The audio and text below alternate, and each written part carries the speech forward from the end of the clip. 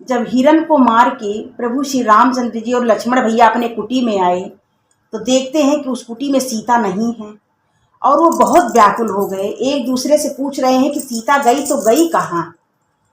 आइए इसी प्रसंग पे मैं आप लोग को एक भजन सुनाती हूँ।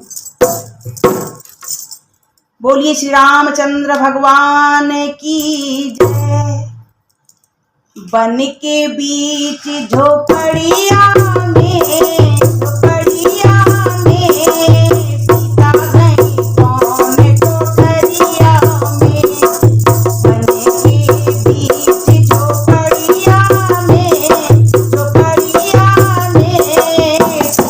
गई कौन कोठरिया में। अरे सीता गई कौन कोठरिया में।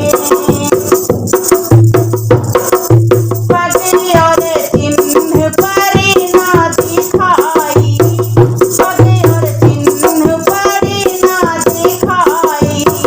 कौन से जादू दियो है चलाई, कौन से जादू दियो है चलाई। अब गई कौन डगरिया में, डगरिया में सीता गई कौन कोठरिया में।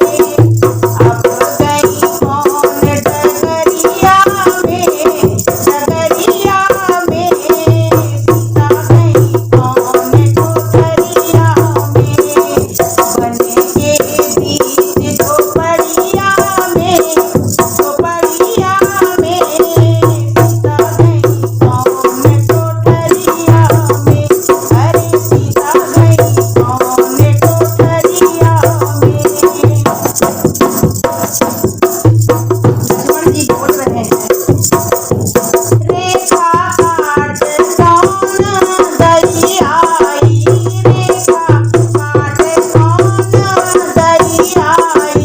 लक्ष्मण की दई है आन हटाई, लक्ष्मण की दई आन हटाई।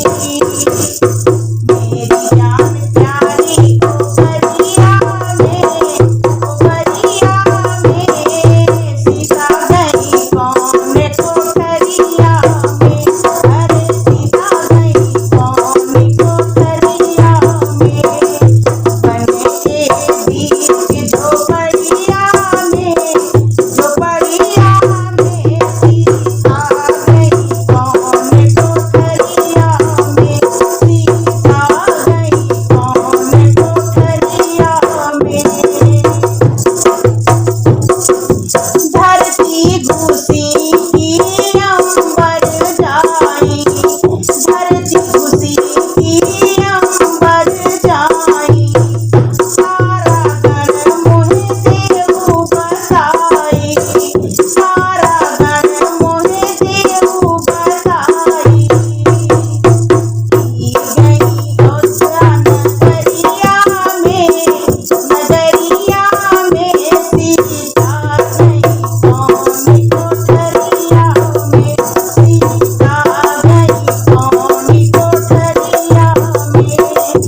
बन के बीच झोपड़िया में, झोपड़िया में सीता गई कौन कोठरिया में। सीता गई कौन कोठरिया में।